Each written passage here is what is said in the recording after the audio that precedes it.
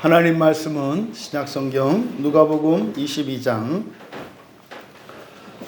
39절에서 46절까지입니다. 신약성경 135쪽입니다. 우리 같이 한 목소리로 함께 읽겠습니다. 예수께서 나가사 습관을 따라 감람산에 가심에 제자들도 따라갔더니 그곳에 이르러 그들에게 이르시되 유혹에 빠지지 않게 기도하라 하시고 그들을 떠나 돌 던질 만큼 가서 무릎을 꿇고 기도하여 이르시되 아버지여 만일 아버지의 뜻이거든 이 잔을 내게서 옮기시옵소서. 그러나 내 원대로 마시옵고 아버지의 원대로 되기를 원하나이다 하시니 천사가 하늘로부터 예수께 나타나 힘을 더하더라. 예수께서 힘쓰고 애써 더욱 간절히 기도하시니 땀이 땅에 떨어지는 빗방울같이 되더라. 기도 후에 일어나 제자들에게 가서 슬픔으로 인하여 잠든 것을 보시고 이르시되 어찌하여 자느냐 시험에 들지 않게 일어나 기도하라 하시니라. 아멘. 잠시 기도합니다. 진리의 영이신 성령님, 이 시간 저희들의 마음을 의탁하오니 진리로 저희들의 마음을 깨끗이 씻겨주시고 막혀있는 것들을 열어주시고 볼 수 없었던 것들을 보게 하여 주셔서 참으로 하나님의 말씀이 생명의 말씀이며 그 생명의 말씀으로 저희들의 전 인격과 본성을 바꾸시는 하나님의 능력으로 열매 맺게 하옵소서. 감사하며 예수님의 이름으로 기도하옵나이다. 거룩한 주일 예배에 참석하신 여러분들 또한 인터넷으로 참여하고 있는 여러분 모두를 주님의 이름으로 환영하며 축복합니다. 오늘 분명히 또한 이 예배 가운데 하나님께서 예비하신 놀라운 은혜의 선물들이 있을 것인데 단 한 사람도 빠짐없이 차고 넘치는 그 은혜로 여러분을 통해 가까운 여러분들의 가족과 친지들, 친구들, 이웃들 더 나아가 이 민족과 이 시대를 구원하시고자 하시는 하나님의 그 간절한 마음이 이루어지실 수 있기를 축복합니다. 시험에 들지 않게 일어나 기도하라 라는 제목으로 말씀의 은혜를 나누려고 합니다. 임박한 시험에 대해서 가볍게 생각하고 있는 제자들, 그 시험이 얼마나 심각한 것이고 또한 그것이 얼마나 어려운 것인지를 알지 못하는 제자들, 그래서 호기를 부리고 있는 베드로, 그래서 바로 앞에 이제 닥치게 될 그 시험을 극복할 수 없는 상태인 것을 모르고 또 그 시험에 빠졌을 때 그로 인해서 겪어야 하는 그 고통과 그 좌절과 낭망이 얼마나 큰지를 모르는 철없는 어린아이와 같은 이 제자들, 그들에게 족하다고 말씀하신 후에 이제 기도하러 산으로 들어가신 내용입니다. 그러니까 누가는 이 제자들에게 임박한 시험, 또 사실은 예수님께도 이제 바로 뒤에 일어날 일이 이제 십자가를 지시는 일인데 그것이 또한 예수님에게 닥치는 시험인 것을 나타냅니다. 그래서 예수님께서 감당하셔야 할 시험이 어떠한 것이며 또한 그 시험을 어떻게 극복해야 하는지, 그리고 장차 이 제자들의 실패를 통해서 시험을 가볍게 아는 그 결과가 얼마나 참담한 것인지를 누가는 우리에게 전하려고 하는 것입니다. 예수님의 공생의 기간에 어쩌면 실제적으로 이제 십자가 사건을 제외하고는 정말 예수님이 직접적으로 제자들과 대면하여 모범을 보이시며 가르치시는 마지막 사건이 바로 기도입니다. 그리고 이미 예수님께서는 제자들에게 구원을 주셨죠. 하지만 구원을 받은 신자들이 이 세상을 살아갈 때 그들에게는 끊임없는 시험이 파도와 같이 밀려올 것입니다. 구원을 받았다는 그것이 이제 시험이 없는 평화로운 삶을 보장하는 것은 아닙니다. 오히려 이제 구원을 받았기 때문에 그 구원의 효과를 최소화하고 그 구원의 능력을 감쇄하려고 하는 사단의 공격과 시험이 계속 있을 것입니다. 그래서 어떻게 그 시험을 이겨야 할 것인지를 마지막으로 제자들에게 가르쳐 주시고 있는 본문입니다. 그와 아울러 예수님이 감당하신 시험을 어떻게 생각하고 계신지도 우리에게 모범을 보여주심으로써 인생을 살아가는 그리스도인들이 자신의 미래에 닥칠지 모르는 시험에 대해서 어떤 생각을 가져야 하며 반드시 그것을 극복해야 할 것을 가르쳐 주려고 하시는 것입니다.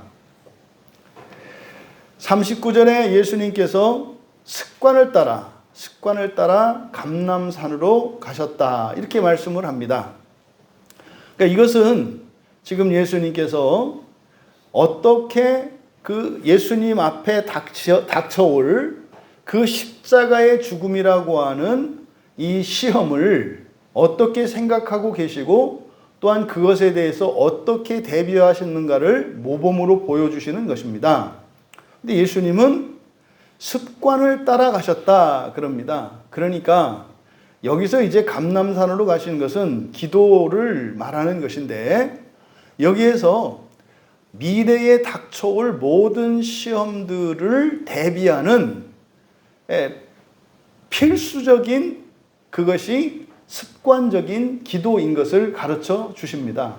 그래서 습관을 따라 가셨다. 그러니까 이 습관이라고 하는 것은 뭐 기도의 형태나 이런 형식을 의미하기도 하겠습니다만은 이것은 지속적이고 반복적이며 정기적인 것을 말하죠. 그러니까 지속적이고 반복적이고 정기적인 것이 습관입니다.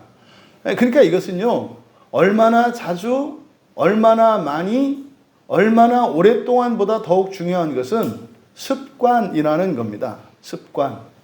그래서 최소한 여러분들이 일주일에 한 번은 이렇게 여러분 일주일에 한 번은 기도할 수 있는 습관을 만드는 거죠.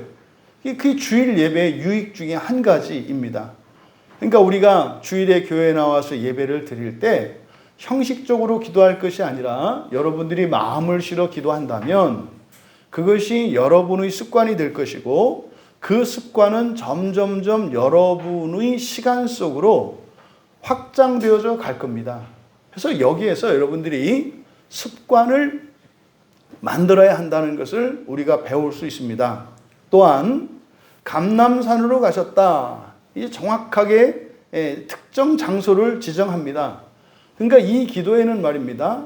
여러 가지 형태의 기도가 있습니다. 하지만 지금 여기서 우리에게 가르쳐 주시는 예수님께서 모범을 보여주시며 가르쳐 주시는 기도는 시험에 대비하는 기도입니다. 그러니까 이것은 일반 기도가 아니에요. 그러니까 여러분들의 인생에 닥칠 수 있는 모든 시험을 이길 수 있는 기도에 대한 거예요.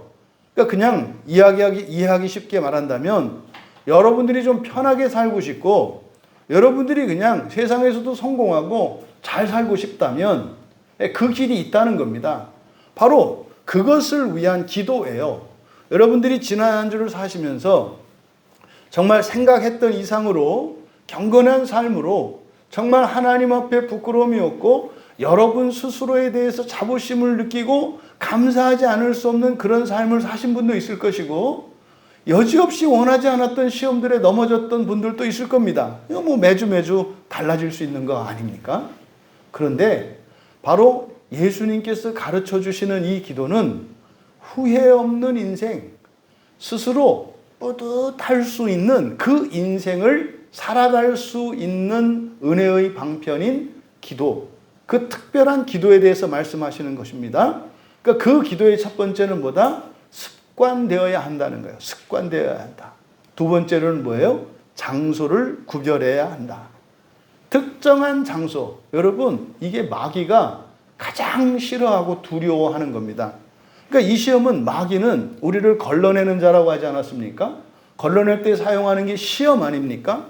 그런데요, 시험에 넘어뜨려야 돼요. 왜요? 시험은 도박이거든요, 마귀에게 있어서. 왜 그렇습니까? 시험은요, 그 사람의 인생의 한계를 뛰어넘는 기회가 제공되기 때문이에요. 물론 거기에서 이제 넘어뜨리고자 하는 의도를 가지고 마귀는 신자들의 삶 속에 들어와 시험을 합니다만, 거기에는 사실은 뭐예요?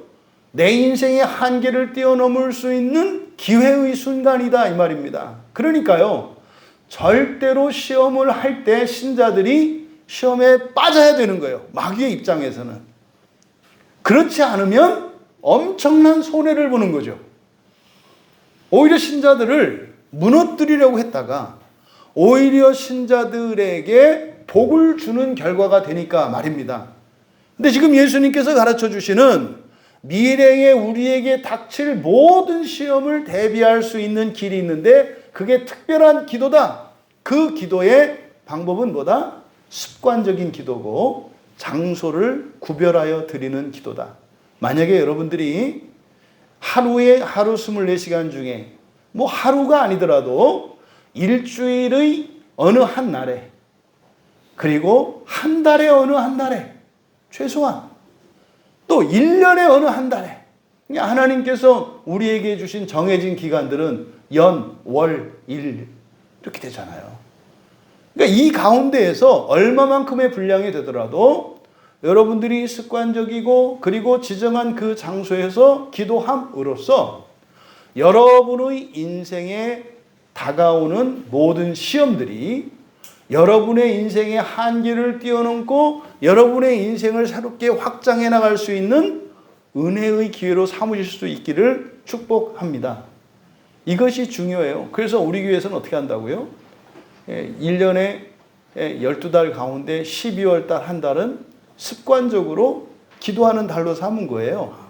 1년에 한 달은, 또 한 달에 매주 이 주일만큼은 특별히 기도하는 습관으로 삼는 거예요.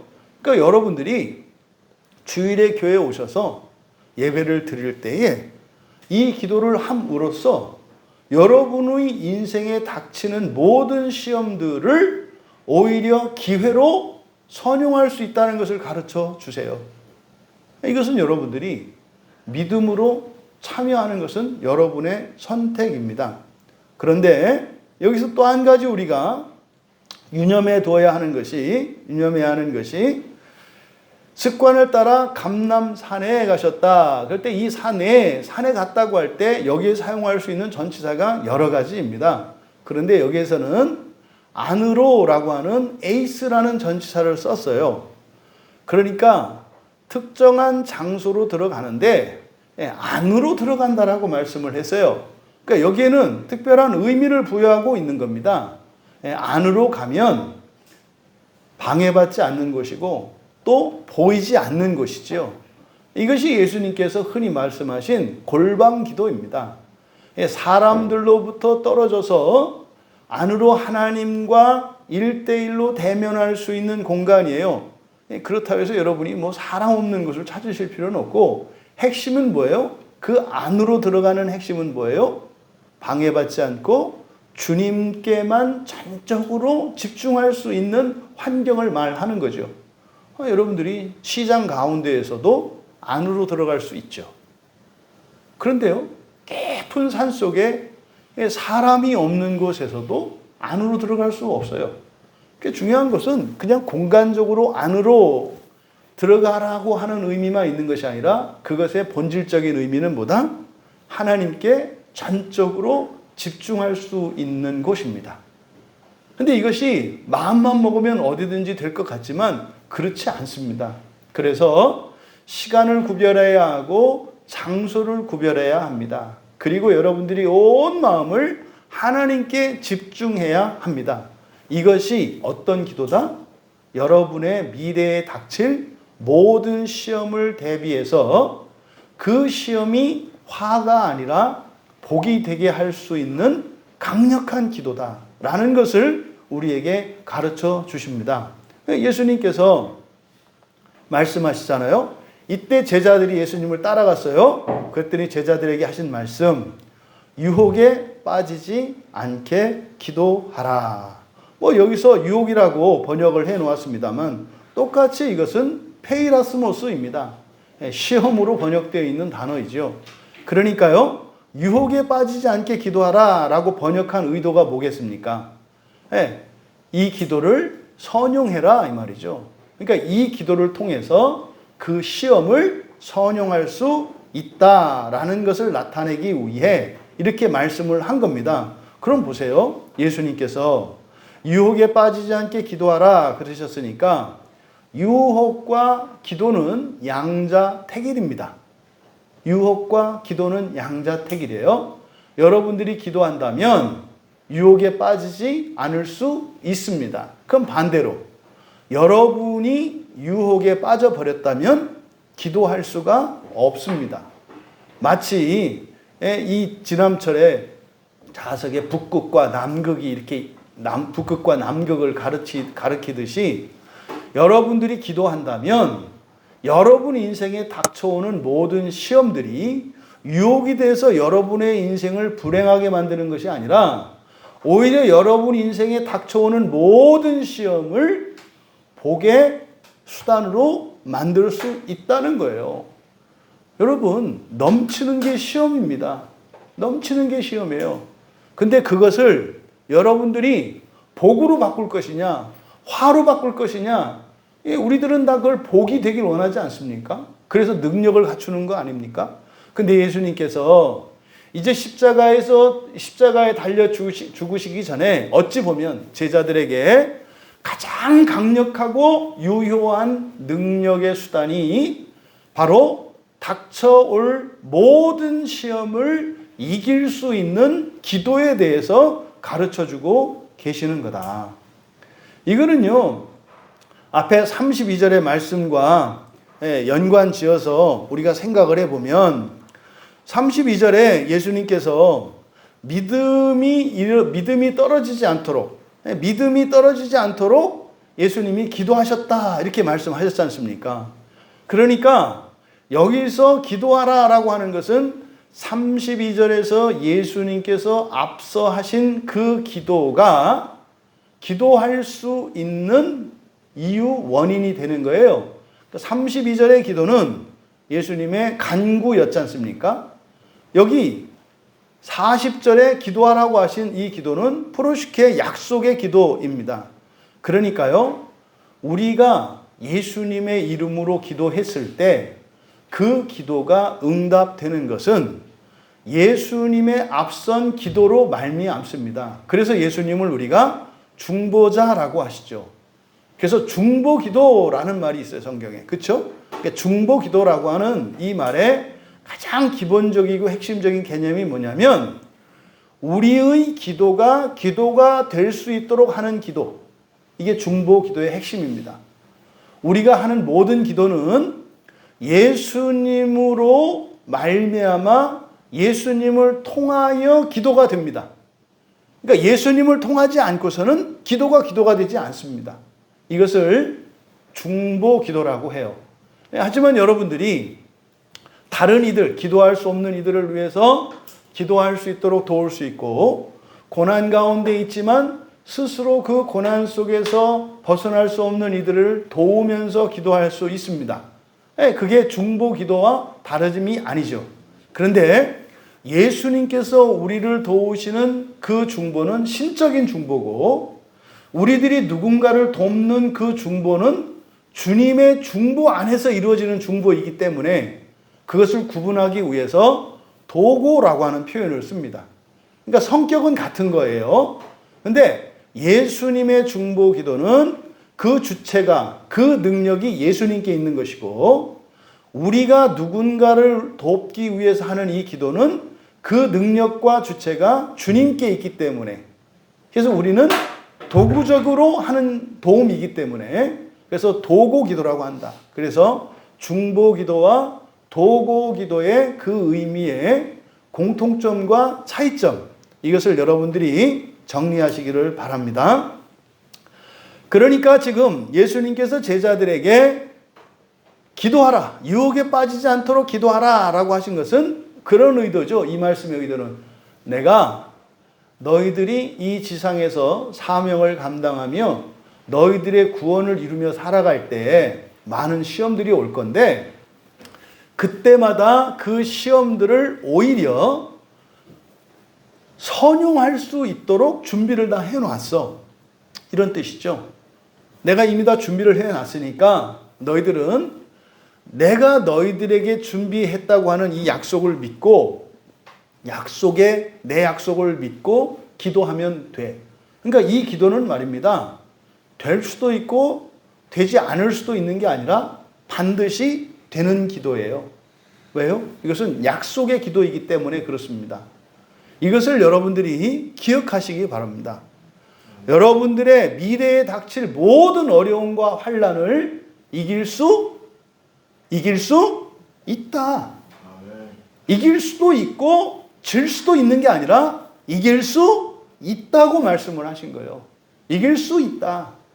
여러분들이 지금까지 살면서 인생의 많은 환난을 겪으셨고 그것으로 인해서 불행하셨고 고통을 겪었고 지금도 혹시라도 그것이 여러분의 마음에 상처가 나서 아물지 않고 있었다면 일단 여러분 과거의 시점으로 돌아가서 그 사건이 일어나기 이전에 내가 대비할 수 있었구나. 이걸 먼저 깨달으셔야 하고 그러면 이후로는 다시는 그런 일이 나에게 반복되지 않을 수 있겠구나. 무엇을 통해서? 미래의 시험을 대비할 수 있는 기도를 통해서. 그런데 이것은 주님의 약속에 의한 것이기 때문에 내가 시험에 대비하는 기도를 한다면 반드시 이길 수 있는 거구나. 정리할 수 있는 여러분 되시기 바랍니다. 그래서 여러분들이 살아왔던 지난날의 인생에는 여러 가지 언덕들과 험난한 산들, 깊은 계곡과 이런 수렁들이 있었다면 여러분이 주님께서 가르쳐 주시는 이 기도의 실천을 통해서 여러분의 인생이 정말로 평지를 걷는 것 같고 초장을 걷는 것 같은 그렇게 변화되어지는 인생을 통해서 이 시험을 대비할 수 있는 그 기도의 능력이 이 세상을 살아가는데 가장 강력한 능력이고 우리의 자랑이 되는 것이구나. 이렇게 여러분들이 경험하고 확신 안에 거할 수 있게 되기를 축복합니다. 40절, 41절에 보시면 그러니까 예수님께서 이제 유혹에 빠지지 않게 기도하라. 그러니까 기도하면 유혹에 빠지지 않을 수 있다. 또 이것을 역으로 생각하면 유혹에 빠져서는 기도하기가 어렵다는 거예요. 그러면은요, 그 유혹에 빠졌을 때, 시험에 빠졌을 때 극복할 수 있는 길이 뭐라 그랬어요?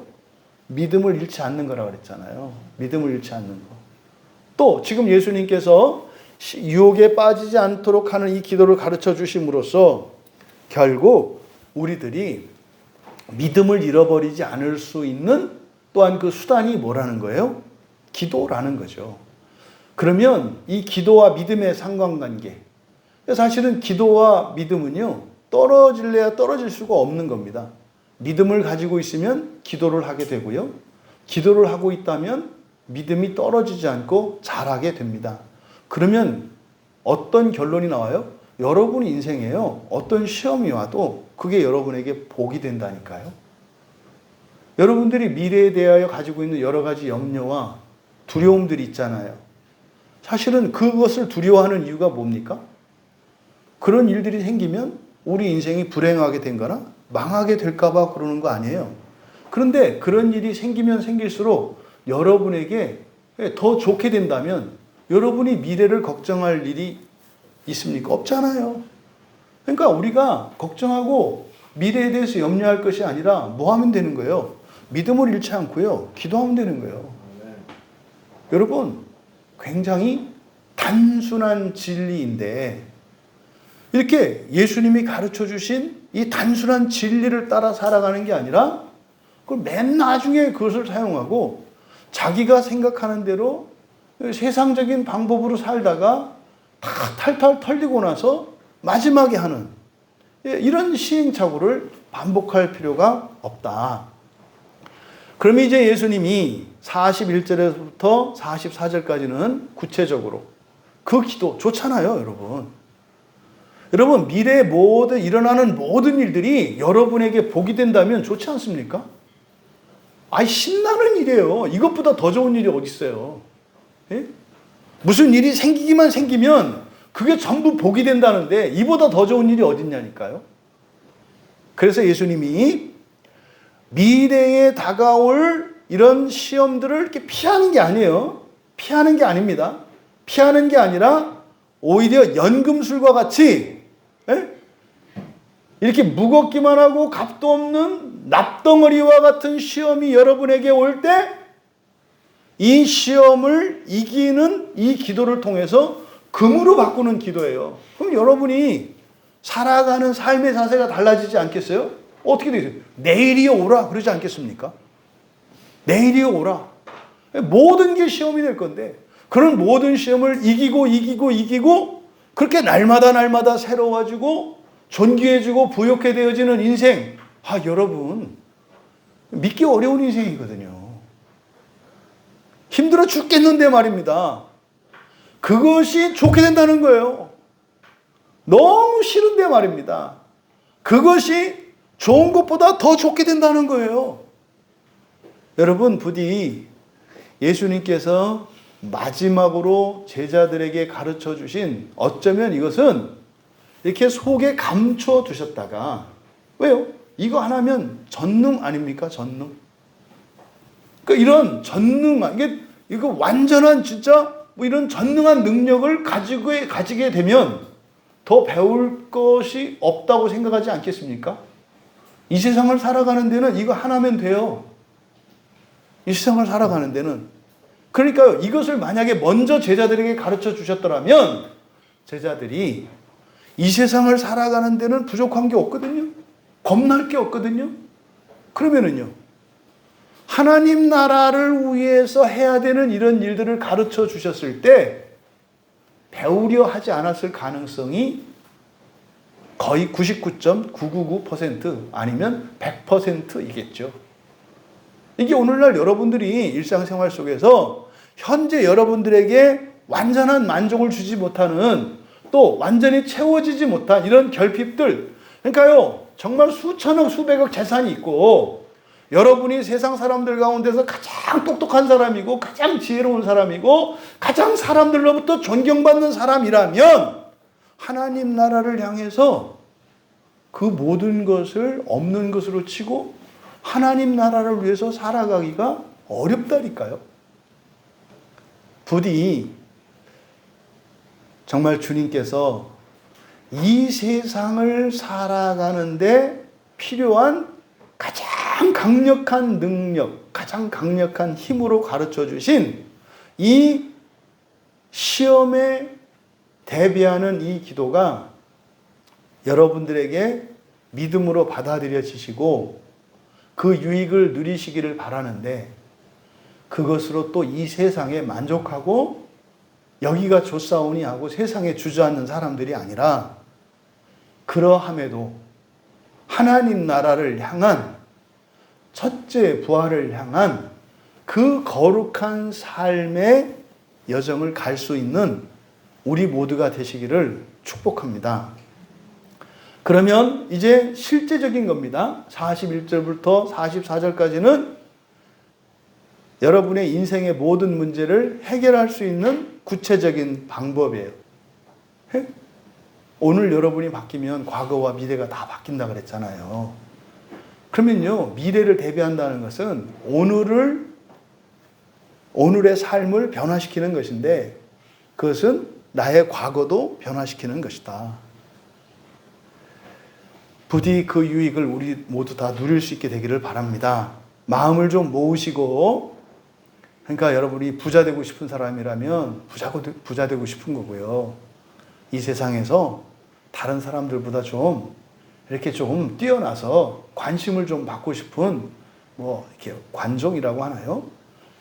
그럼 최고의 관종이 될 수 있는, 관종이 아니어도 세상 사람들로부터 이렇게 인기와 명예를 누릴 수 있는 그 방법이라는 것을 믿으시고 여러분이 마음을 모아서 이 유익을 누리시기를 바라되, 우려가 되는 것은 진짜로 그 능력을 여러분들이 경험하고 그렇게 살게 되었을 때 여러분의 시선이 하늘에서 땅으로 내려 꽂히지 않는 거다, 이 말이에요. 무슨 말이냐면 여러분의 기도의 제목이 완전히 이루어졌을 때 다 얻었다 하고 세상으로 돌아가는 일이 없기를 바란다, 이 말이에요.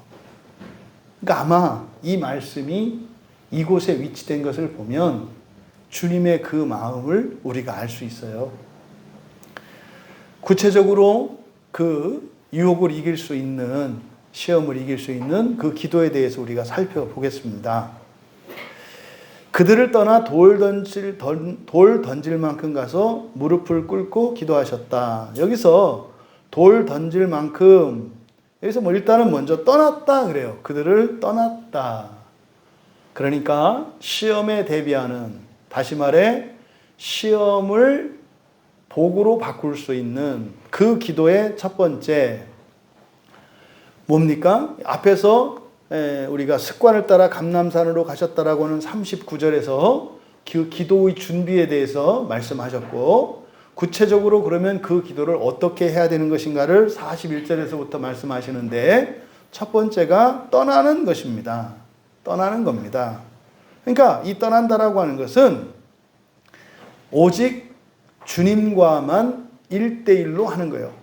사람들로부터는 떨어져야 하는 거예요. 이것은 바로 앞에서 그 장소, 산 안으로 들어갔다고 하는 그 에이스라고 하는 전치사에 내포되어 있죠. 그러니까요, 이렇게 시험을 복으로 바꾸는 기도를 하기 위해서는 떨어져서 따로 해야 합니다. 심지어 떨어지면 안 되는 부부, 그러니까 부부는 떨어지면 안 되는 거예요. 그런데 고린도전서 7장 5절에 보면 바로 이 기도를 위해서는 이렇게 시험을 복으로 바꿀 수 있는 이 기도를 위해서는 부부가 합의하에 떨어져 있을 수 있다고도 얘기를 해요. 그 성경에서 부부가 떨어져 있어도 좋다고 딱 허락하는 것이 바로 이 기도와 관련된 거예요. 이게 고린도전서 7장 5절의 말씀이거든요. 그래서 따로 떨어지니까 혼자 있는 게 아니에요. 여러분, 지금 이 자리에서 우리가 함께 정말로 미래에 우리에게 닥쳐올 모든 시험들을 복으로 바꾸는 기도를 할 때 따로 떨어질 수 있죠. 이거 지금 중요한 게 뭐예요? 공간이 중요합니다. 공간도 의미가 있습니다만 공간보다 더욱 중요한 것은 뭐다? 여러분의 마음이다. 그러니까 여기서 따로 떨어진다라고 하는 것은 완전히 하나님께만 집중되어진, 다시 말해 하나님과 내가 하나님 앞에 독대하는 것을 말하는 거예요. 여러분들이 기도할 때 그런 경험이 있으실 거예요. 기도할 때 주변 사람들이 신경에 거슬려서 방해받을 때가 있고, 여러분들이 기도를 하는데 옆에서 뭐 난리가 나고 불이 났는데도 전혀 그것에 기억도 없고 그것에 이렇게 감각되지도 않았던 그런 경험들이 뭐 간헐적으로라도 있을 겁니다. 바로 그걸 말한 겁니다. 여기서 떠난다라고 하는 것은. 그러니까 완전히 하나님께 나의 온 마음이 집중된 상태. 두 번째로는 돌 던질 만큼, 이제 거리잖아요. 그래서 이거는 떨어지는데 말입니다. 이거는 혼자 산속에 가서 하는 기도가 아니에요. 왜냐하면 이 거리를 돌 던질 만큼이라고 했거든요. 이 돌 던질 만큼이라고 하는 것은 가까운 거리를 나타내는 당시의 관용 표현입니다. 뭐 우리가 뭐라 그래요? 넘어지면 가까운 거리를 벌어요. 넘어지면 뭐 코 닿을 때 뭐 이렇게 얘기를 하잖아요. 그러니까 이때 당시의 관용 표현이에요. 그러니까 완전히 사람들로부터 혼자 개별적으로 하는 기도가 아니에요. 이 기도는 함께 하는 기도입니다. 함께 하는 기도인데 어떻게 해요? 함께 하지만 거기에 참여한 모든 이들의 마음이 오직 하나님께 집중된 기도라는 거죠. 이런 기도가 우리 광야교회 예배 시간에 기도할 때마다 그런 은혜가 임하기를 바랍니다. 여러분이 기도할 때 전심으로 하나님께만 집중함으로 그렇게 이렇게 시험을 복으로 바꿀 수 있는 기도가 일상화 되어질 수 있기를 축복합니다. 그 다음에 무릎을 꿇고 기도했다 그래요. 예, 이 무릎을 꿇고 기도했다. 이거는 이제 오늘날 우리들에게는 무릎을 꿇고 기도하는 것이 일반적이죠. 우리에게 낯선 게 아니에요. 우리 기독교인들에게는. 하지만 이때 당시에는 2000년 전 예수님께서 이 말씀을 하실 때에는 굉장히 이상한 말씀입니다. 예, 무릎을 꿇고 기도한다라고 하는 것은 이거는 되게 이상한 자세예요.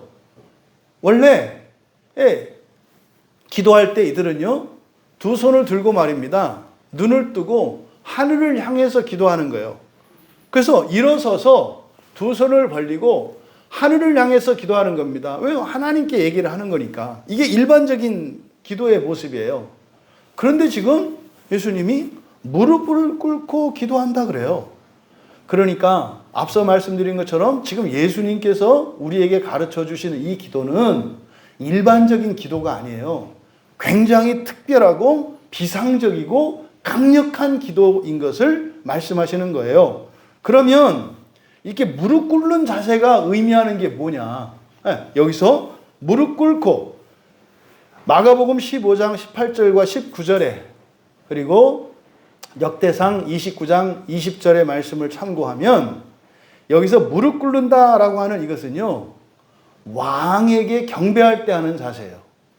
그러니까 이거는 기도할 때 하는 게 아니라 왕에게 경배할 때 하는 자세이고, 역대상 29장에서는 하나님께, 왕과 하나님께 경배할 때 취하는 자세가 바로 무릎 꿇는 겁니다. 그러니까 시험을 복으로 바꾸는 이 기도는 누구에게 나가서 하는 거예요? 왕 앞에 직접 나가서 하는 기도다 이 말이에요. 그러니까 시험을 복으로 바꾸는 일은요, 굉장히 두렵고 어려운 일이라는 거예요. 무릎을 꿇고 기도한다는 이것이 그냥 단순한 간절함이 아니라 이것은 왕 앞에 나가서 마치 여러분이 탄원하는 것 같은 기도다 이 말이에요. 여러분, 이 기도를 이제 사도행전에 나와요. 이 기도를 한, 이렇게 무릎을 꿇고 기도한 사례들이 그렇게 많지 않습니다. 굉장히 적습니다. 그 첫 번째가 사도행전 7장에 이제 두 번이 사용되는데, 사도행전 7장에 먼저 스데반이 돌에 맞아 죽을 때, 마지막에 돌에 맞아 죽을 때 이 스데반이 무릎 꿇고 기도를 합니다. 근데 그가 했던 기도가 뭐냐면, 주여 이 죄를 그들에게 돌리지 마십시오라고 하는 기도예요. 그러면 예수님의 이 가르침에 따라서 스데반이 돌에 맞아 순교할 때 했던 기도, 그 돌에 맞아 순교하는 그 순간이 스데반에게는 뭐였다는 거예요? 시험이었다는 거예요. 시험이었다는 거예요. 돌에 맞아 죽는 순간이. 왜요? 스데반이 한 일은 참된 복음을 전한 것밖에 없어요. 스데반이 전한 복음은요, 여러분들이 듣는 복음과 똑같습니다. 하나님의 나라에 대한 복음을 전했고요. 여러분이 예수께서 우리에게 주신 구원으로 여러분들이 완전한 하나님의 자녀가 될 것이라고 하는 하나님의 아들 되는 복음이었어요. 근데 그게 예수님의 가르침이었고 하나님이 우리에게 주신 복음이었거든요. 그래서 사람들에게 복음을 전해줬는데 돌에 맞아 죽어요. 이게 시험이었다는 거예요. 스데반에게 큰 시험이었다는 거예요. 그래서 대신 그때 스데반이 무릎을 꿇고 기도했다라고 그랬으니까 스데반은 그 시험을 이겼다, 못 이겼다? 이겼다는 거예요. 그래서 오히려 돌에 맞아 죽었어요. 불행한 일이잖아요. 시험이잖아요. 그러면은 우리는 확실히 알 수 있어요. 스데반은 낙원에 즉시 임했고요. 그는 첫째 부활에 확실히 참여한 사람이라는 것을 우리가 알 수 있는 거죠. 여러분, 또 이 기도가 나와 있는 게 베드로가 그 욥바에서 죽은 제자인 그 다비아를 살릴 때 이 기도를 해요. 죽은 사람을 살릴 때. 이미 죽은 다비아를 살릴 때 무릎 꿇고 이 기도를 합니다. 그러니까 여러분, 이건 무슨 말일까요? 제자가 죽었어요? 근데 하나님 앞에 들고 나갔어요? 그 왕 앞에 나간다라고 하는 것이 무슨 의미인지 우리가 구약의 에스더 왕비를 통해서 알아요. 에스더가 그 바사 제국의 왕인 그 아하수에로 왕에 의해서 자칫 잘못하면 물론 이제 왕이 하만의 간교에 빠졌습니다만 자기 동족들이 다 죽게 생긴 거예요. 그래서 자기 동족들을 살리기 위해서 왕 앞으로 나아가거든요. 근데 여러분, 왕 앞으로 나아간다고 하는 것은 말입니다. 왕의 초청이 있을 때만 가는 거예요. 그런데 이렇게 시험을 복으로 바꾸는 이 기도는 초청을 받고 가는 게 아니라 뭐예요?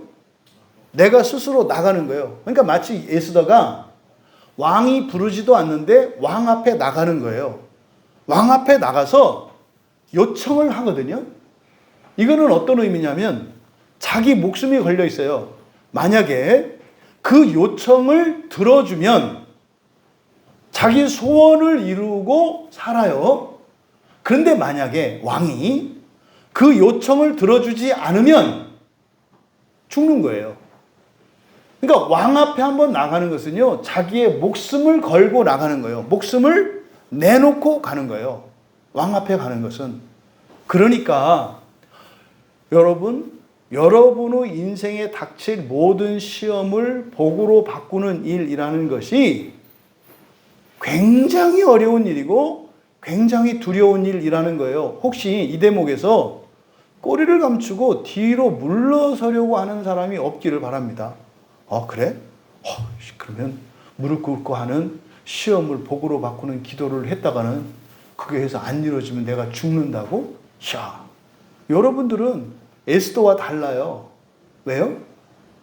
이거는 약속의 기도라고 그랬잖아요. 의미가 그렇다 이 말이에요.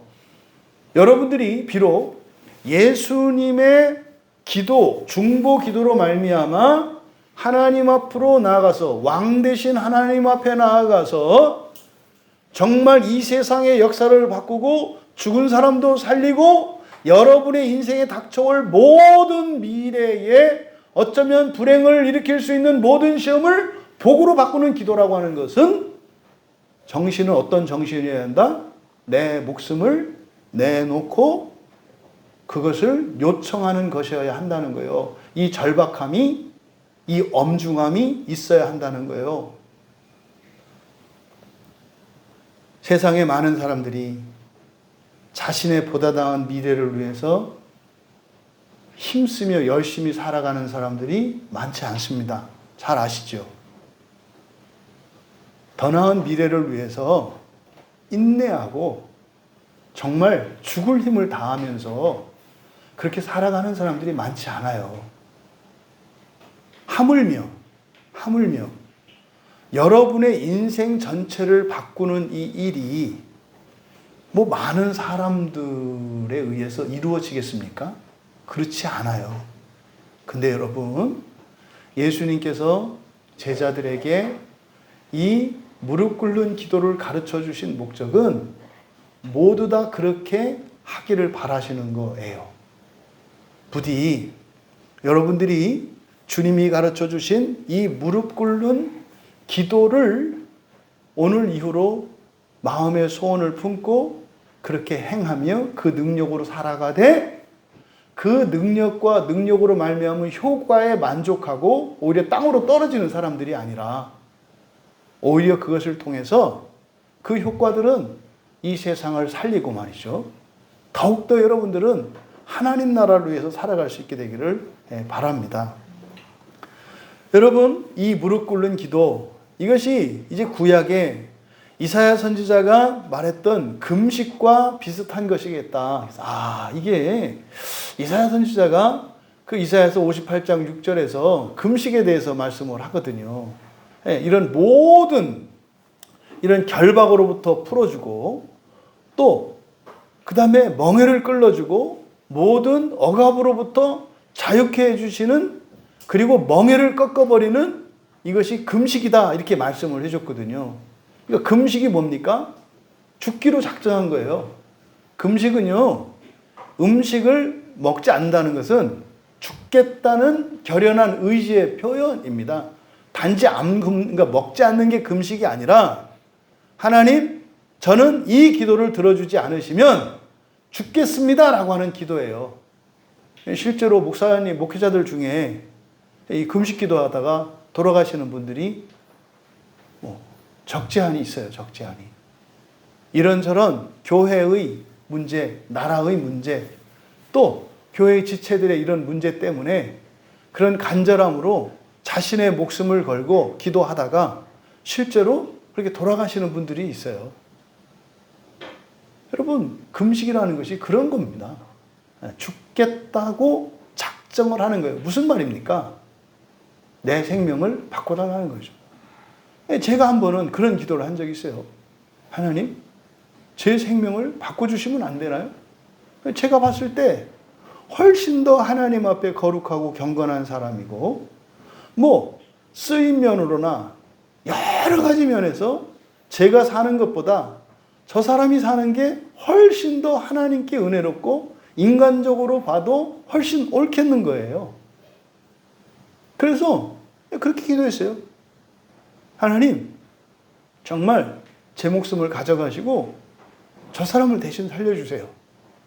제가 아무리 생각을 해도 제가 백날 살아서 사는 것보다 저 사람이 차라리 열흘을 더 산다면 하나님께 더 영광이 되고, 또 정말 더 은혜롭고 놀라운 일들을 할 수 있을 것 같아요. 하나님, 저 사람을 살려주시고 제 목숨을 가져가 주세요. 안 하시더라고요. 하시겠어요? 안 하시겠어요? 그 기도를 들어주시겠어요? 안 들어주시겠어요? 당연히 안 들어주시죠. 왜요?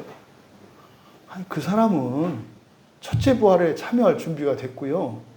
저는 안 됐으니까 안 들어주시는 거예요. 그것도 모르고 죽겠다고 달려들었는데, 그때는 이제 기도 안 들어준 걸로 생각을 하고 마음에 이렇게 담아두고 있었는데 기도가 부족했나 보다. 지금에 와서 생각하니까 알겠는 거예요. 절대로 들어주실 수 없는 기도를 했고, 제 입으로 고백을 했잖아요. 전 지금 죽으면 지옥 간다, 이런 거 아니에요. 저 사람은 천국 갈 가능성이 있는데 제가 보기에 저는 제가 봐도 절대로 못 갈 것 같아요. 그러면서 나를 죽이세요는 나를 지옥으로 보내세요라고 한 거 아니에요. 그러니까 하나님이 죽이시겠어요? 안 죽이시겠어요? 안 죽이시죠. 그러다 미국에 있던 어떤 목사님이 굉장히 놀라운 일도 많이 하시고 엄청난 그런 목사님이 말기 암에 걸리셔가지고 한국에 오셨어요. 제가 아는 지체의 형부였어요. 그러니까 너무나 뛰어난 분이었고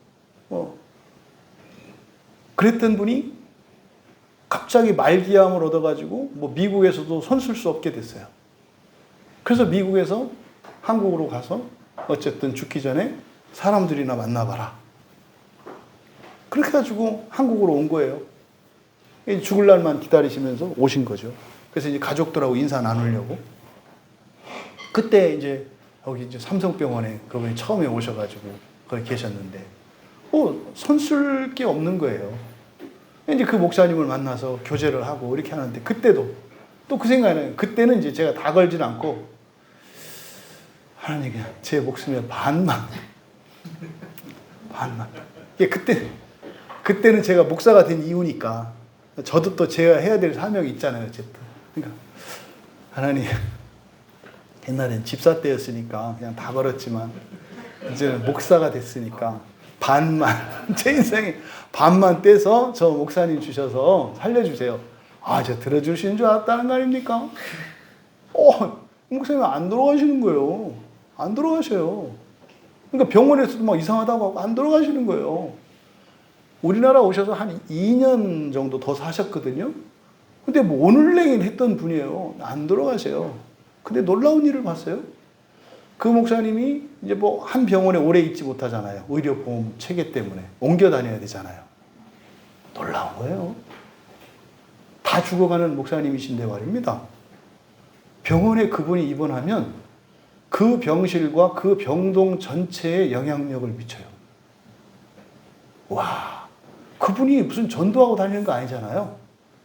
그냥 중환자로서 이러고 계시단 말이에요.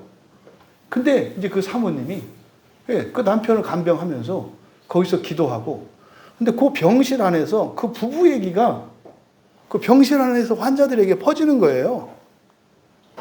그러니까 이게 죽을 병에 걸린 목사로 살다가 잘 살던 사람이에요, 우리나라에서. 근데 그 사람이 미국으로 유학 갔다가 거기서 막 그 정말 은혜를 받아가지고 갑자기 인생을 틀어가지고 목사가 된 분이거든요. 뭐 정말로 이렇게 인생을 편안하게 잘 살 수 있던 분이었어요. 근데 그런저런 얘기를 듣고 그러다가 갑자기 병을 얻었어요. 60도 안 돼가지고. 그때 50대였죠. 얼마나 억울한 얘기예요. 그런데 말입니다. 이 두 분이 날마다 삶 속에서 기뻐하고 감사하는 게 보여요. 그러니까 그 안병동에 있는 환자들이 우울하거든요. 근데 그게요, 너무 밝으니까 그 안에 있는 사람들이 감화를 받아요. 그래서 하루, 이틀, 사흘, 한 달, 두 달, 뭐 석 달이 돼서 옮기기 전까지 가면은요, 거의 그 층에 있는 사람들이 이분들을 모르는 분이 없어요. 거기에서 복음이 막 퍼져나가고요, 성경 공부가 생기고 하는 일들을 봤거든요. 그렇게 하시다 끝내 돌아가셨어요.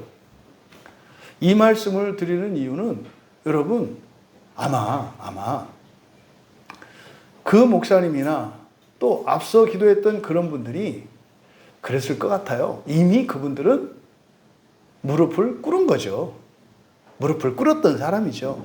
그러면요, 우리 생각으로는 그렇게 무릎을 꿇었으니까, 시험이 복으로 바뀐다고 했으니까 그런 불행한 일은 일어나지 않아야 된다고 우리는 결론을 내리잖아요. 왜 그럴까요? 그 복이 이 땅에만 있기 때문에.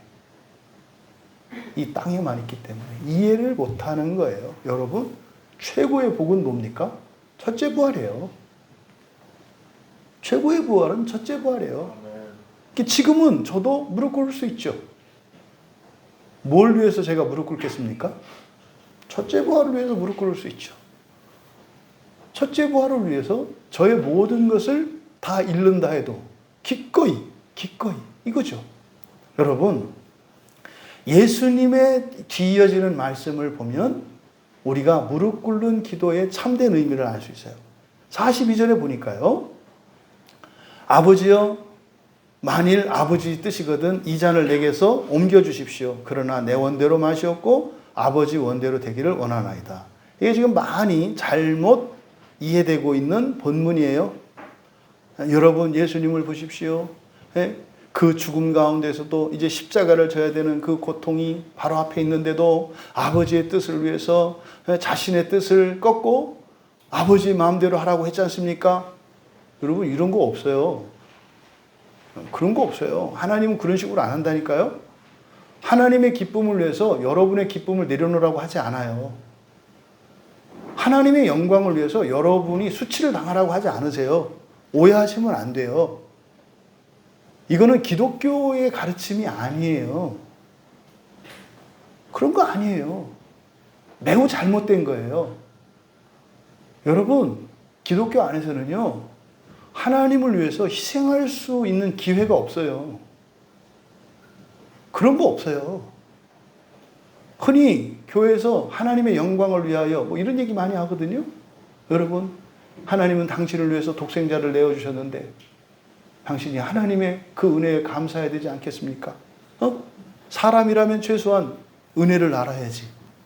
그러니까 최소한 하나님의 영광을 위해서 뭔가 해야 되지 않겠어요? 그리고 나서 하는 말이 뭐예요? 비전이 어떻고 사명이 어떻고 막 이런 얘기를 해요. 그렇게 해서 결국 이루어지는 건 뭐예요? 교회 건물 크게 짓고요. 무슨 센터 짓고요. 뭐 땅 많이 사고요. 그게 하나님의 영광을 높여요? 그게 하나님의 비전이에요? 하나님의 비전이 이 세상에 교회 세우는 거예요? 아니에요, 여러분. 교회는 수단이라니까요. 더 큰 가치를 위해서 하나님이 사용하시는 수단이에요, 모든 게. 그러한 잘못된 생각들이 이 본문을 해석할 때 이상하게 해석을 하는 거예요. 42절에 아버지 뜻이거든 이 잔을 내게서 옮기십시오. 여러분들은 이게 무슨 의미라고 생각이 되십니까? 아버지 뜻이거든 이 잔을 내게서 옮기십시오. 이게 인간적으로 생각하면 이게 여러 가지 의미가 있어요. 사실은 뭐요? 옮겨주기를 바라는 마음인데 그걸 직접적으로 얘기할 수는 없고 뭐 알아서 하세요 이런 의도 아니에요? 이게 여러분들이 많이 하는 이런 태도, 이거 아주 삐딱한 태도거든요. 자기가 원하는 거면 원한다고 얘기를 해야지. 알아서 하고 싶으면 하든지. 이거 무슨 말이에요? 해달라는 거죠. 그 알량한 자존심이 해주세요를 못하고 그렇게 돌려서 치냐 이 말이에요. 네? 여러분 매우 잘못된 생각이에요. 그래서 잔을 옮기라는 거예요? 말라는 거예요? 그냥 딱 여러분 이 말에 아버지 뜻이거든 이 잔을 내게서 옮기십시오. 이거는 옮겨달라는 얘기예요? 옮기지 말라는 얘기예요? 여러분이 느끼기에 옮겨달라는 거잖아요. 옮기시옵소잖아요. 근데 뭐요? 아버지 뜻이 아니거든 내비두시되 아버지 뜻이면 옮겨주세요. 마치 체념하는 것처럼 이렇게 돼 있잖아요. 그거 아니고요. 여기서 지금 42절에 뜻 동그라미 치세요. 아버지의 뜻 동그라미 치시고 뒤에 하반절에 원 그러나 내 원대로 마시옵고 아버지 원대로 되기를 원하나이다. 원 둘 다 뜻을 나타내는 것이고 소원을 나타내는 말이에요. 그런데 앞에 있는 이 뜻은 바로 분례예요. 분례. 하나님의 뜻이 두 가지가 있다 그랬죠. 절대로 바뀌지 않는 뜻 이것을 분례라고 해요. 근데 바꿔주실 수 있는 뜻 이건 뭐예요? 텔레마라 그랬죠. 분례와 텔레마가 사용되고 있어요. 그러니까 말입니다. 앞에 뜻은 분례예요. 이거는 바뀔 수 없는 거예요. 바뀔 수 없는 것이 뭡니까? 하나님께서 세상을 창조하기 전에 세우셨던 이 계획들이에요. 근데 이 계획을 세부적으로 운명적으로 이렇게 하나에서 열까지 다시 말해 여러분의 인생을 이렇게 이런 인생을 살고 이때는 이렇게 정해져 있는 게 아니에요. 이걸 숙명론이라고 하죠. 여러분의 미래가 다 결정되어 있지 않아요. 바뀔 수가 있어요. 그래서 오늘이 바뀌면 과거도 바뀌고 미래도 바뀐다 그랬잖아요. 그러면 하나님의 뜻이 바뀌어요? 안 바뀌어요?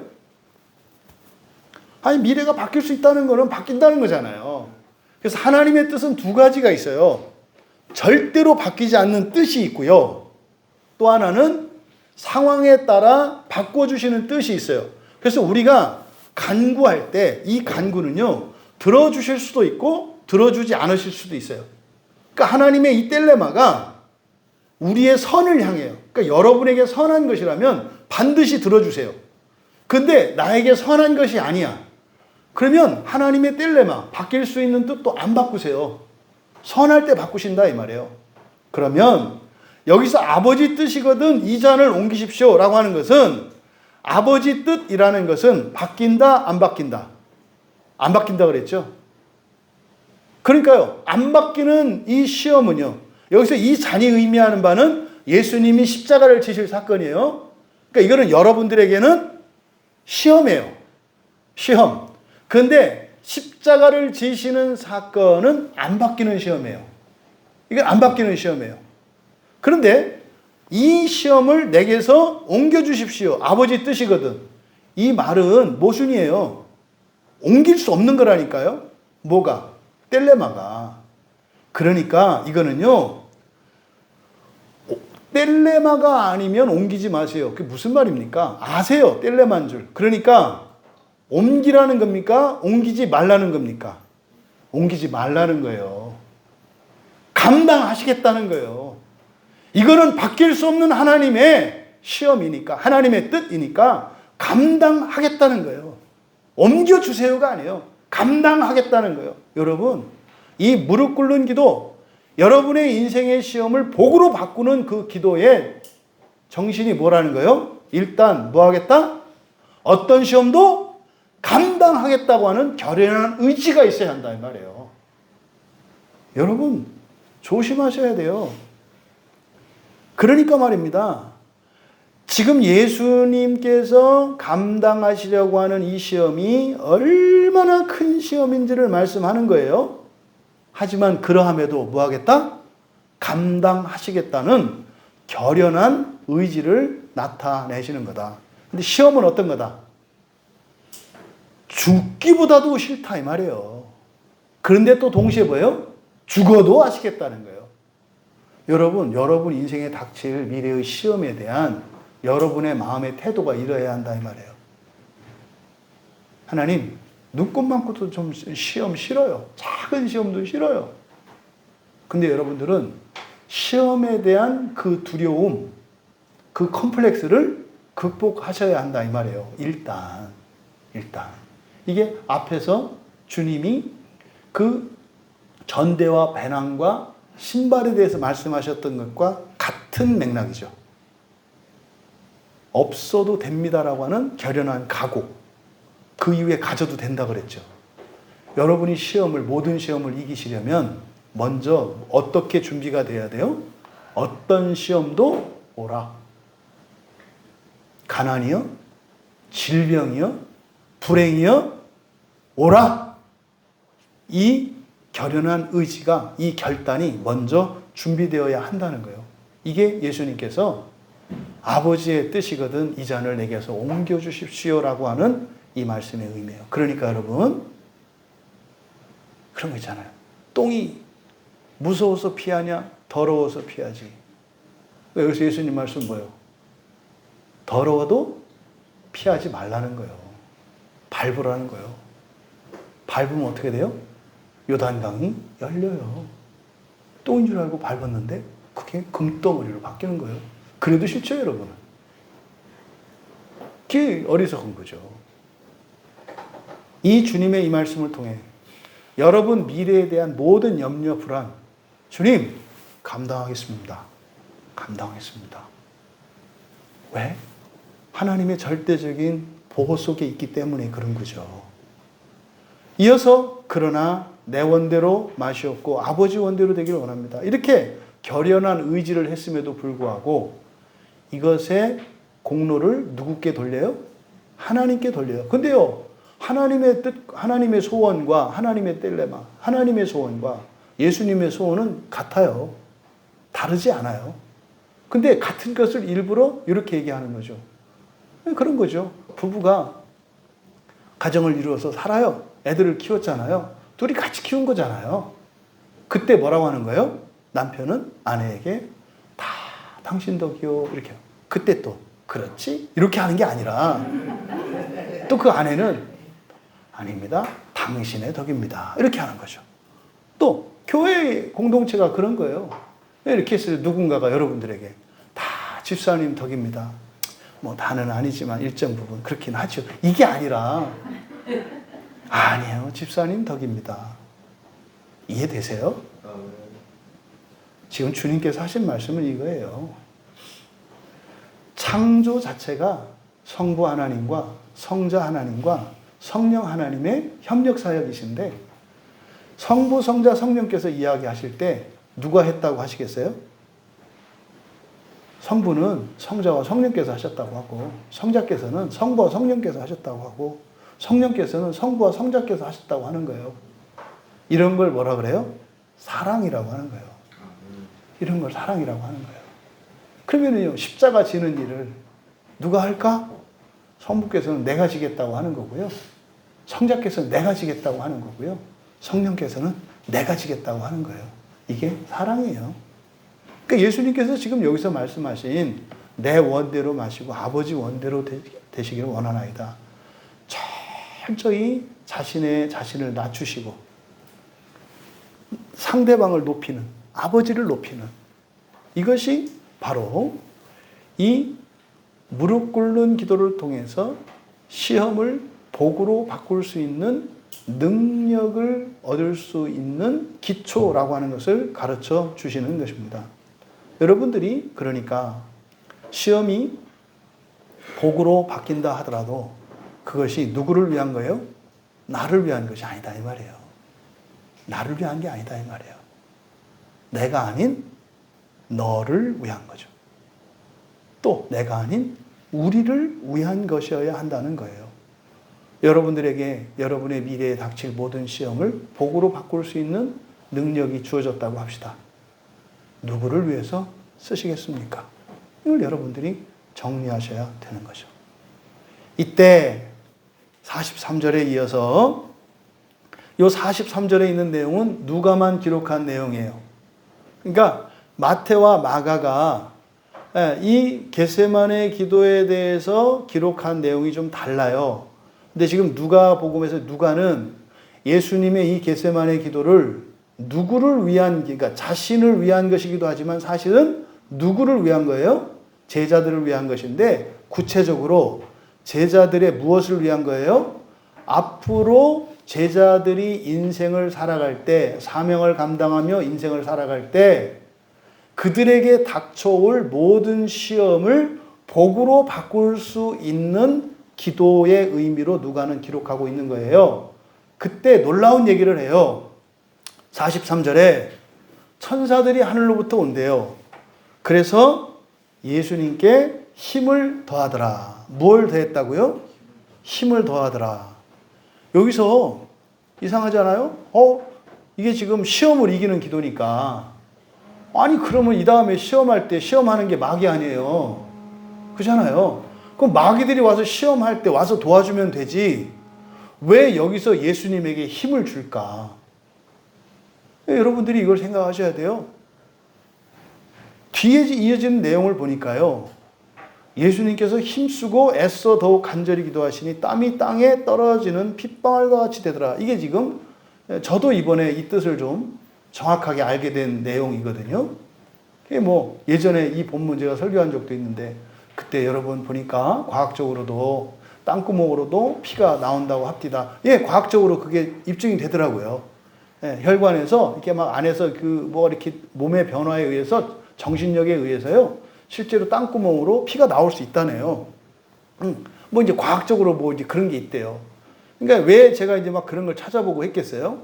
이해가 안 되니까. 어떻게 해서든지 이해하려고 애쓴 거 아니겠어요? 근데 제가 이제 그때 이제 이 본문을 제대로 못 봤던 것 같아요. 먼저 이 43절과 44절의 내용을 좀 정리하면 43절을 통해서 우리가 알 수 있는 게 뭡니까? 이 기도를 할 때, 이 기도는 어떤 기도예요? 미래에 닥쳐올 시험을 복으로 바꾸는 기도예요. 천하무적의 기도예요, 여러분. 이 기도를 할 때 누가 하늘로부터 온다? 천사가 온다는 거예요. 이 기도를 할 때는 천사가 와요. 이거는 예수님에게만 일어나는 일이 아니에요. 이게 지금 무릎 기도, 흔히 말하는 무릎 꿇는 기도에 대한 거예요. 무릎 꿇는 기도를 할 때는 하늘에서 천사가 와요. 근데 이때 천사가 하는 일이 뭐라는 거예요? 힘을 공급한다는 거예요. 그러면 여러분들이 이 무릎 꿇는 기도를 하면, 무릎 기도를 하면 천사가 하늘로부터 와요. 근데 그 천사가 시험을 없애주는 게 아니에요. 힘을 준대요. 언제? 기도하는 그 시간에. 기도하는 그 시간에 힘을 준대요. 그럼 천사가 왜 힘을 줬는가 봤더니 뒤에 있는 내용이에요. 간절히 기도하시니 땀이 땅에 떨어지는 핏방울과 같이 되더라. 이게 이제 저도 그렇게 배웠고 또 그렇게 쭉 설교를 들었고 그래서 이렇게 이때 하면은 이렇게 땀이 핏방울로 바뀌는 것보다는 눈물이 핏방울로 바뀌는 게 저한테는 많이 연상이 됐었거든요. 근데 그 얘기가 아니고요. 그 얘기가 아니에요. 그 얘기가 아니라 간절히 기도하신 거예요. 그러니까 천사가 힘을 준 목적이 뭐예요? 뭐 할 힘이에요? 기도할 수 있도록. 그러니까 기도하는데 힘이 필요하다는 거예요. 어떤 기도? 시험을 복으로 바꾸는 기도에는 엄청난 힘이 필요하다고요. 여러분이 그냥 다니면서 이렇게 기도 안 하잖아요. 다니면서 기도할 수 있잖아요. 걸어 다니면서 할 수도 있고 집에서 잠깐 할 수도 있고 그때 부정기적으로 이렇게 할 수 있잖아요. 그때는 그렇게 힘쓰지 않아도 된단 말이에요. 하나님이 해주세요. 이게 돼요. 근데 여러분 미래에 닥칠 시험을 복으로 바꾸는 기도는요. 엄청나게 힘드는 진짜로 육체적으로 굉장히 힘을 써야 하는 기도다 이 말이에요. 그것을 설명한 게 땀이 땅에 떨어지는 핏방울 같다 이 말이에요. 여러분, 땀 흘리는 모습은 여러분들이 어떤 모습이 연상돼요? 그냥 이 피부에서 땀이 나잖아요. 근데 피 흘린다, 핏방울이 떨어진다, 그러면 어떤 모습 생각하나요? 피는 땀처럼 그렇게 안 나요. 핏방울은 어떻게 흘려요? 뚝뚝뚝 떨어지죠. 그러니까 여기서 예수님의 땀이 땅에 떨어지는 핏방울과 같다 이 말은 무슨 말이냐면 땀이 어떻게 해요?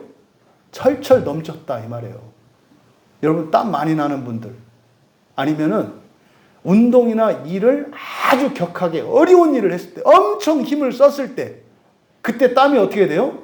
우리가 뭐라고 그러죠? 그럴 때 땀이 비 오듯 한다. 그것을 이스라엘 사람들은 뭐라고 하는 거예요? 땀이 핏방울과 같이 된다. 그러니까 이 말은 우리말에 땀이 비 오듯 한다 이 말이에요. 그러면 이게 예수님이 기도를 하셨는데 얼마만큼 힘을 썼는지 아시겠죠? 이 기도를 했던 분들의 간증을 들어보면 제가 아는 목사님이에요. 저 태백산 가서 기도를 하는데 기도를 할 때는 눈이 안 왔어요. 근데 기도를 하고 났는데 눈을 떴는데 산이 완전히 덮였더래요. 하얗게.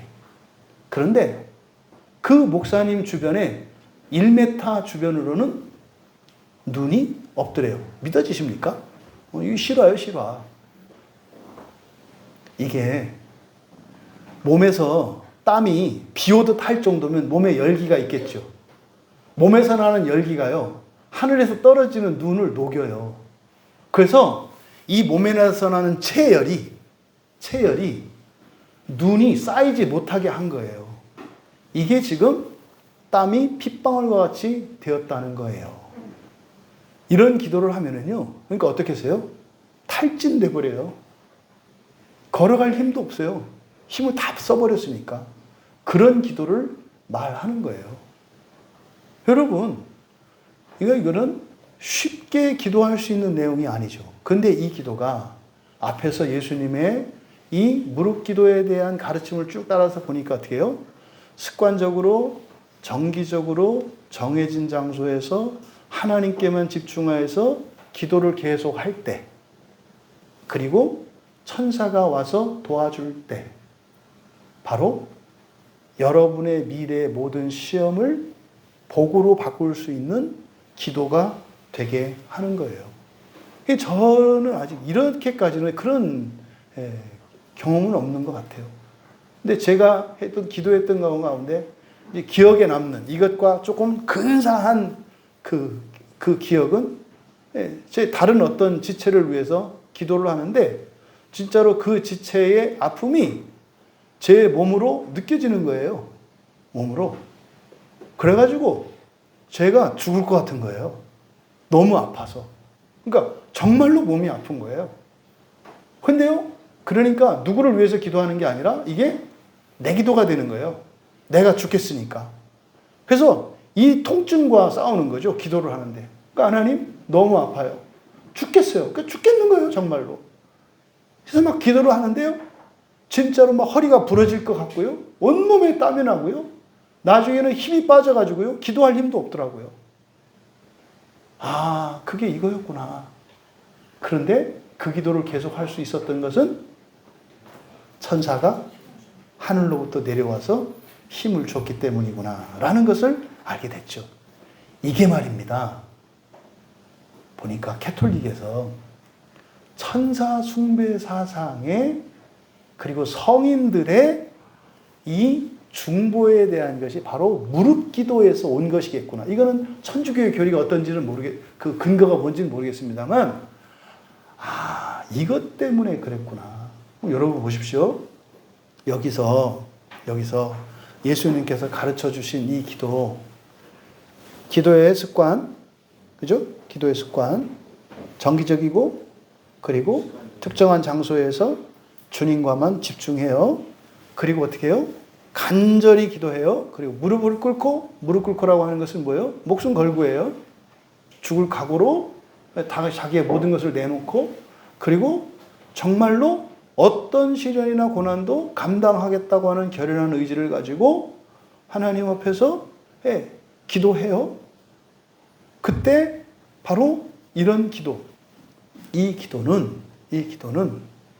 여러분들의 인생을 완전히 바꿀 수 있는 기도인 거예요.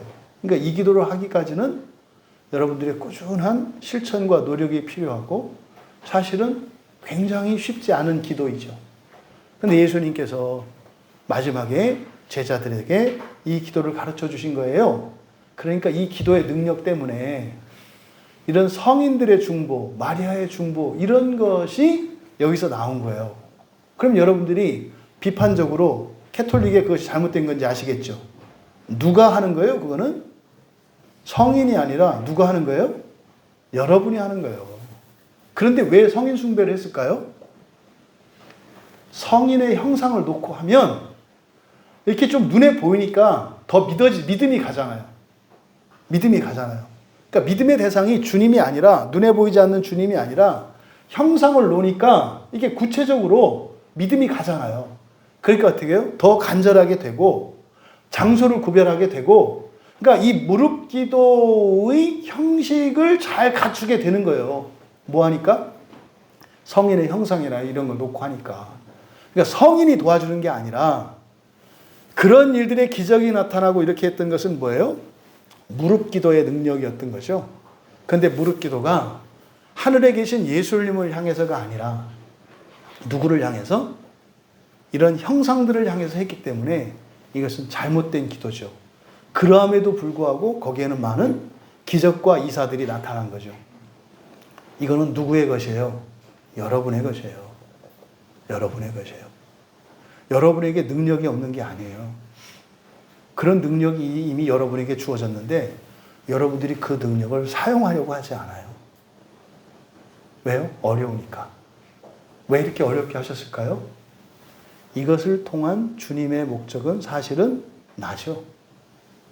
나의 본성의 변화라고요. 여러분, 첫째 부활에 참여하는 게 만만해 보이세요? 만만한 거 아니에요.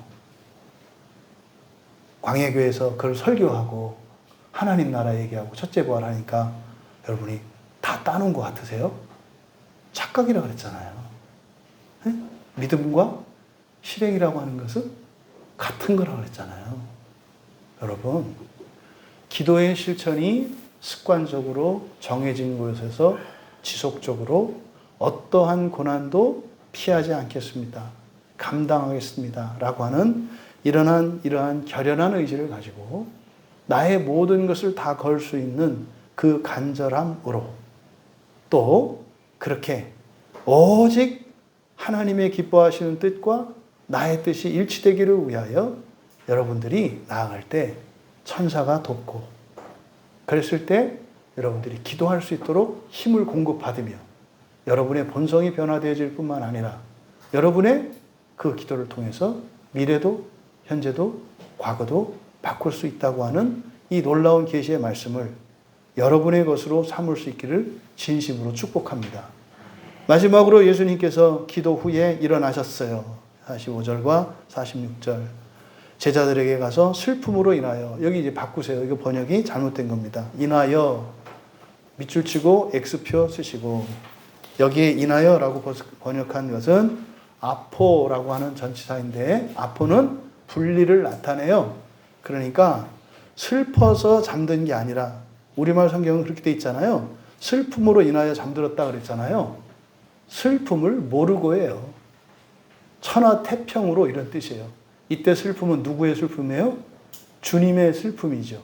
임박한 시험에 대한 슬픔, 애통함이거든요.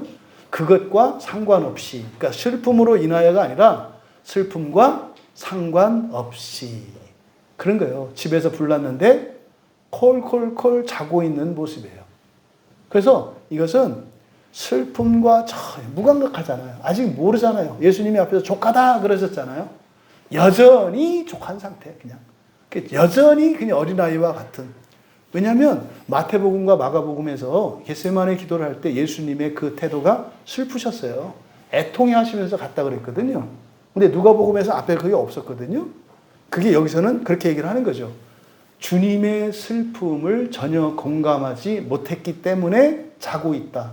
그러니까 뭐예요? 여러분들이 여러분 인생에 닥칠 시험을 전혀 걱정을 안 하기 때문에 그렇게 천하태평으로 살고 있다. 그러니까 간절함도 없다. 왜요? 슬픔과 상관이 없으니까. 여기서 잠들었다 그랬잖아요. 45절에 잠든 것과 46절에 잠든 것은 의미가 완전히 다릅니다. 다른 단어를 쓰고 있어요. 45절에 이 죽음이라고 번역된 이 말은 코이 마오마이라는 뜻이에요. 코이 마오마이. 이 잠은 부정적인 의미예요. 죽음을 상징합니다. 그러니까 감각을 잃어버린 상태, 살았지만 산 게 아닌, 잔다라고 하는 의미를 가지고 있는 단어인데 성경에 그런 의미로 사용돼요. 그 다음에 46절에 어찌하여 자느냐, 여기는 카띠우도라는 말이에요. 카띠우도. 둘 다 잠잔다는 뜻이에요. 근데 46절에 이 카띠우도는 예수님도 주무시죠. 예수님이 주무실 때는 죽음과 같은 잠, 영적으로 이렇게 죽은 게 아니라 뭐 하시는 거예요? 왜 주무세요? 쉬시려고.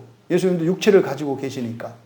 그래서 46절의 자다는 이 카띠우도예요. 카띠우도. 이것은 안식을 위한 잠이에요. 안식을 위한 잠. 충전을, 체력을 회복시키기 위한 잠이에요. 그러니까 45절은 슬픔과 상관없이 천하태평으로 앞에 닥친 그 위험도 모른 채 잠든 것을 보시고, 그러니까 전혀 아무 생각이 없는 거예요. 지옥 갈 줄도 모르고 그냥 자고 있는. 흔히 그런 비유 많이 하잖아요. 찬물에다가 가마솥에가 개구리 하나 넣고서 밑에서 장작불을 떼면은 좋다 헤엄치다가 이제 몸에 좋은 보양식이 되는. 그게 45절에 잠든 거예요. 그런데 46절에서는 예수님께서 뭐라고 하신 거예요? 어찌하여 자느냐. 무슨 말이에요? 됐다 이 말이죠. 됐다 이 말이에요. 됐다. 충분히 쉬었다 이 말이죠. 충분히 쉬었다. 그러니까 깰 때다 이 말이죠. 그러니까 어찌하여 자느냐, 시험에 들지 않게 일어나 기도하라. 이건 뭐예요? 어찌하여 아직까지도 자느냐 이런 거죠. 이제는 어떻게 해요? 일어나서 기도해라. 무슨 말입니까? 기도할 수 있게 되었다는 거예요. 기도할 수 있게 되었다. 그러면 시험에 들지 않을 것이다. 여러분이 모든 시험을 다 이길 수는 없어요. 하지만 여러분도 충분히 쉬셨어요. 그만 자고 일어나서 충분히 쉬었으니까 더 자면 허리 아파요.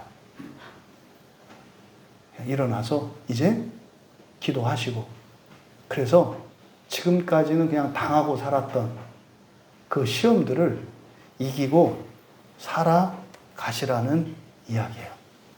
그 은혜가 우리 모두에게 임하기를 주님의 이름으로 축복합니다.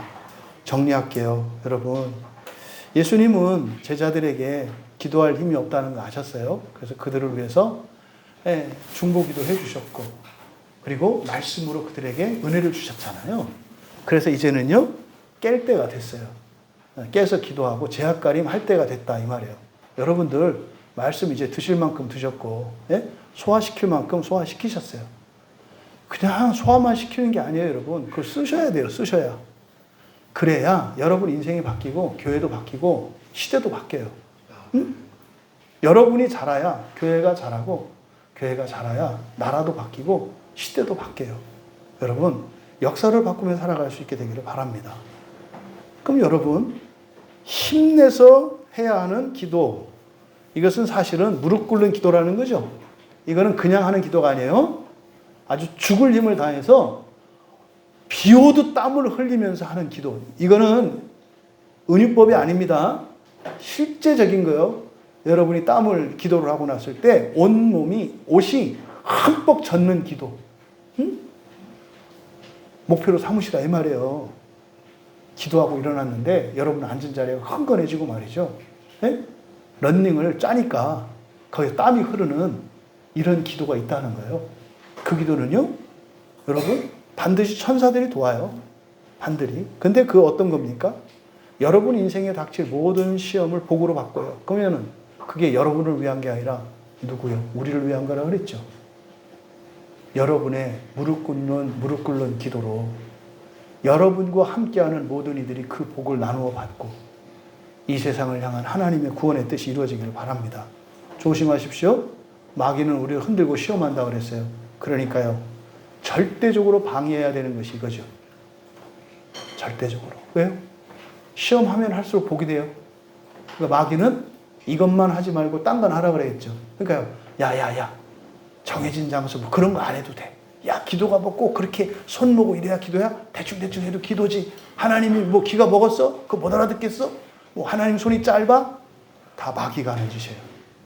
여러분, 무릎 꿇는 그 기도는 마귀가 가장 두려워하는 것입니다. 여러분들에게 엄청난 능력을 가지게 되는 겁니다. 무릎 꿇는 기도를 방해하는 것이 사탄이라는 걸 잊지 마시고 절대 포기하지 마시고, 또 여러분들이 이렇게 시험에 빠지는 것이 슬픈 것이라는 거 아시고, 그래서 말씀의 은혜를 받으며 준비되어서 깨어나 무릎 기도에 힘쓸 수 있는 여러분 되시기를, 그래서 여러분을 통해서 놀라운 구원의 일들이 시험을 통해 복으로 바뀌는 일들이 일어나기를 주님의 이름으로 축원합니다. 찬양 준비해 주시고요. 여러분이 배워서 훈련해서 갖춰야 되는 능력, 뭐 많죠. 실용적인 기술, 그 모든 것을 능가할 수 있는 놀라운 그 능력과 힘이 무릎 기도라는 걸 여러분 배우셨거든요. 우리 광야교인 모두가 무릎 기도할 수 있는 교인들 되기를 바랍니다. 그래서 그냥 그 알량하게 내가 조금 편하고 잘 살고 이 정도가 아니라 나에게 닥치는 이런 모든 시험이 나를 통해서 사랑하는 가족과 이웃들, 나라와 민족과 이 시대에 복으로 바뀌는 일들이 일어나기를 바랍니다. 그러면요, 여러분 한 분 한 분을 당해서 오는 그 시험들이 오로라와 같이 빛이 나서 세상을 바뀔 거예요. 시험이 오면 올수록 이 세상의 어두움을 오히려 빛으로 밝히시는 여러분 되실 거예요. 여러분들이 마음의 소원을 품고, 주님, 정말 제가 무릎 기도할 수 있기를 원합니다. 그래서 그 유익을 단지 나만을 위해서가 아니라 우리를 위해, 세상을 위해 그렇게 살아가기를 원합니다.